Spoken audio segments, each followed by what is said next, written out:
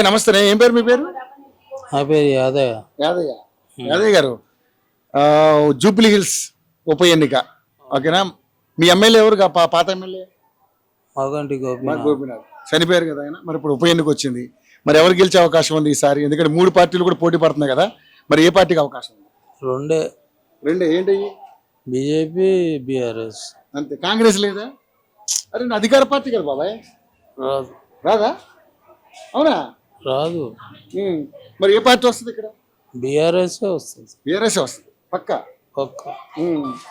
ఎందుకని? ఆయన పనులు చేసిండు ఇక్కడ. మాగంటి గోపినాథ్ ఏమేం పనులు చేసిండు బాబాయ్? ఆ పోషమ్మ గుడి అది మొత్తం పెద్ద గుడి కట్టించారా? అవును. రోడ్లు శాంక్షన్ చేయించారు. ఓకే. వాటర్ ప్రాబ్లమ్స్ ఏమైనా ఉన్నాయా? లేవు. అది కూడా చేయించు. పైపులు కొత్త చేయించండి. ఓకే. ఈ గల్లీలన్నీ కూడా కొత్త పైపులు పడ్డాయి, పెద్దవి. ఓకే. సో గోపీనాథ్ గారు చేసిన సేవలు ఉన్నాయి. మరి వాళ్ళ ఆవిడకి ఇచ్చే టికెట్ సునీతనే గెలుస్తుంది పక్కా. కాంగ్రెస్ కి ఎందుకు గెలవాలనుకుంటున్నారు? వాడు చేసే పనులు మంచిగా లేవు. 6 గ్యారెంటీలు అన్నాడు కదా. 6 గ్యారెంటీలు ఏం చేసిండు? 6 గ్యారెంటీలు ఏ లేడీస్ కదా ఒక్కటి చేసిండు. బస్సు. మరి ఇక్కడ మరి కరెంట్ ఫ్రీ అంటాండు, 200 యూనిట్లు. మరి గ్యాస్ ఏం చేసారు? ఫ్రీ లేదు.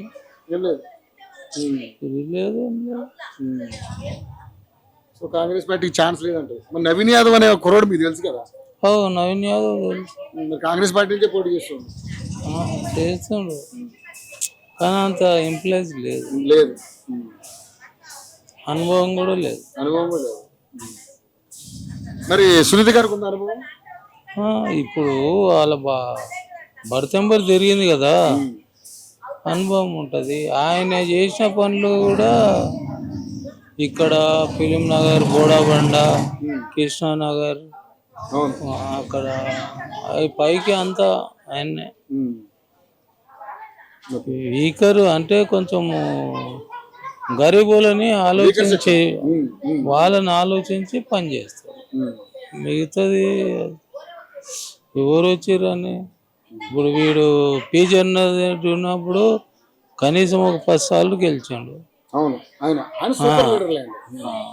మరి 5 కాన్స్టిట్యూషన్లకు ఒక్కటి ఉండే ఇది జూబ్లీ హిల్స్ కర్తాబాద్ కాన్స్టిట్యూషన్. ఇప్పుడు 5 చేసాడు. సో పక్కా బీఆర్ఎస్ అంటావు? బీఆర్ఎస్ డౌట్ లేదంటావు? ఏంటంటే నామాత్రానికి బీజేపీ కానీ ఈ ఇద్దరికే కాంపిటీషన్ ఉంటది. కాంగ్రెస్ కాంపిటీషన్ ఉంటుంది. ఓకే. సో రేవంత్ రెడ్డి పరిపాలన బాగాలేదా? ఏడ బాగుంది చెప్పండి, మీరే చెప్పండి. మీరు బస్ ఎక్కి వస్తారు కదా, మీకేమైనా కూర్చోనికి ప్లేస్ దొరుకుతుందా? కూర్చోనికి ప్లేస్ దొరకదు, పైకి టికెట్ డబల్ రేట్లు. మాకే ఇంకా పెంచండి. ఇప్పుడు నాకు 70 years, మళ్ళా కూడా నేను 120 రూపాయలు కట్టుకొని పాస్ తెచ్చుకోవాలి. ఇప్పుడు మనం అప్పుల పాలు అవుతున్నాం అంటే ఎందుకు అవుతున్నాము? వాళ్ళకి అవసరం ఫ్రీ ఇవ్వడం. ఇప్పుడు మన మీద భారం పడుతుందా లేదా? మనందరం కూడా ఆ వడ్డీలు మనమే కడతాం. ఇప్పుడు మరి మనతాను వసూలు చేసేవాడు కట్టు.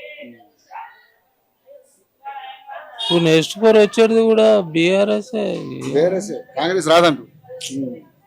బీఆర్ఎస్ లేకుంటే బీజేపీ కొన్ని సీట్లు వస్తాయి కానీ కాంగ్రెస్ ఛాన్స్ లేదు. రైట్ బాబాయ్, థ్యాంక్ యూ.